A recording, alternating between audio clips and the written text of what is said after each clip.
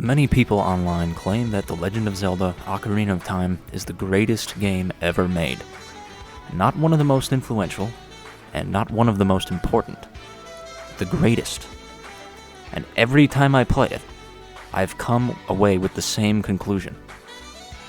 It's not difficult, it's not deep, and the adventure is scripted. It's just wasting time. And before anyone accuses me of judging a 1998 game by modern standards, that's not what I'm trying to do. Plenty of old games remain engaging today.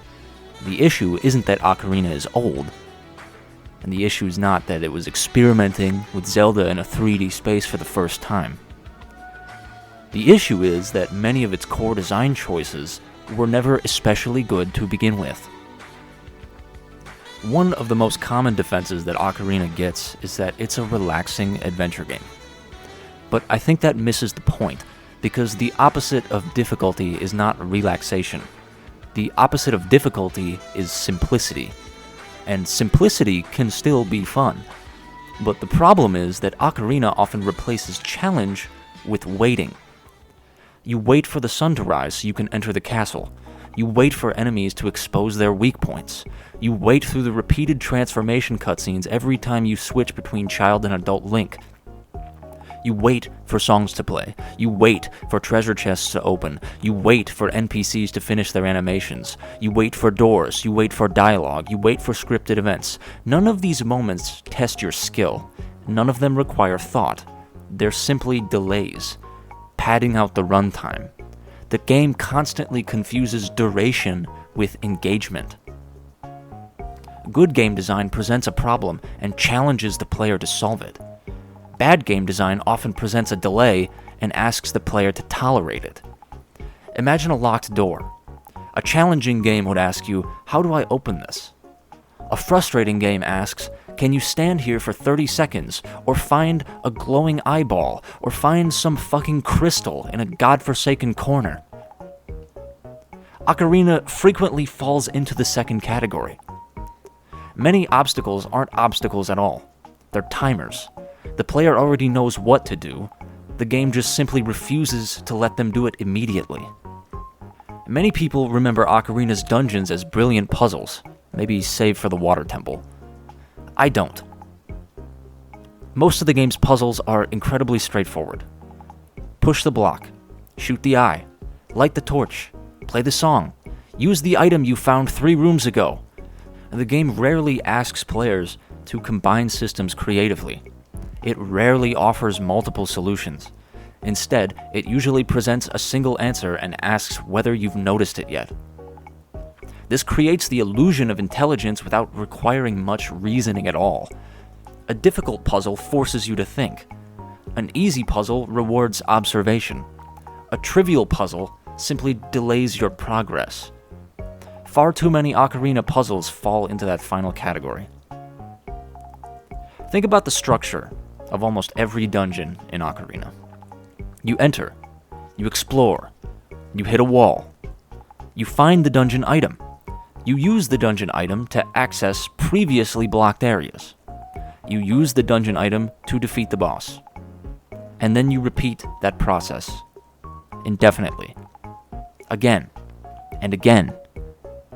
The formula is so consistent that after a few dungeons, players can predict almost every major beat before it happens. The next room isn't mysterious, the next boss isn't surprising, the next puzzle isn't exciting. The game trains players to expect exactly what's coming. An adventure should create uncertainty, a feeling of wonder, a need to venture forward into the next room to find the next items. Ocarina turns this into a routine. Bosses are often remembered as highlights, but look closely and most of them are nearly mechanically identical. Wait for the vulnerability, use the obvious item, attack the weak point, and repeat that process 3 times, or sometimes 4. These bosses may look different, but mechanically they are identical. You solve the same puzzle. The challenge isn't learning the combat system. It's identifying the glowing target and waiting. Once you understand the gimmick, the fight is effectively over. Compare that to games where bosses force players to adapt, improvise, and react dynamically. Ocarina's bosses feel more like scripted demonstrations, like a theme park ride, more than an actual battle. Many players will also praise the world. But what's actually in it? Large sections of Hyrule Field are completely empty and serve no purpose. Many locations serve a single purpose before becoming largely irrelevant. NPC interactions are limited. Exploration is heavily controlled. The world feels large because of travel time, but not because of density. There's a significant difference. A dense world rewards curiosity, and an empty world rewards patience. Ocarina often relies on distance to create a sense of scale, but the player just spends a lot of time moving through spaces without making any meaningful decisions. Is it really an adventure? This might be my biggest criticism. People describe Ocarina as an adventure game, but what makes an adventure? For me, adventure requires uncertainty. It requires risk. It requires the possibility of failure. The feeling that something unexpected might happen, that you might not have all the tools you need to complete the dungeon. But Ocarina is remarkably safe. This never happens. Solutions are heavily signposted, progression is tightly controlled, and failure rarely matters. The game is less about discovery and more about following instructions. You're not carving your own path, you're moving from one predetermined solution to the next. In all fairness, Ocarina of Time was enormously influential. Its lock-on targeting changed action games. Its cinematic presentation was groundbreaking at the time. Its transition to 3D was a major achievement. Those accomplishments deserve recognition, but influence and quality are not the same thing. The first successful version of an idea is not automatically the best version. Many games have improved upon Ocarina's systems over the decades. Many Zelda games have improved upon Ocarina's systems. Being historically significant does not make something endlessly enjoyable. Now, if you love this game, I don't think you're wrong for caring about it. Many people first experienced it as children.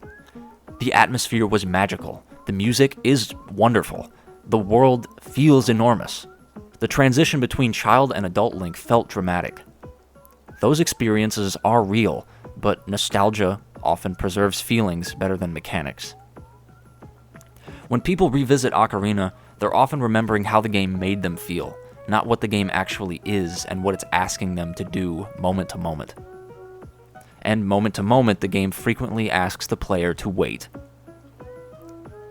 My problem with Ocarina isn't that it's old. My problem isn't that it's easy. My problem is that it confuses engagement with delay.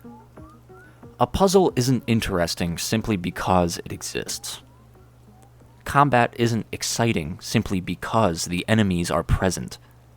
Exploration isn't meaningful simply because the map is large. And an adventure isn't compelling simply because it takes a long time.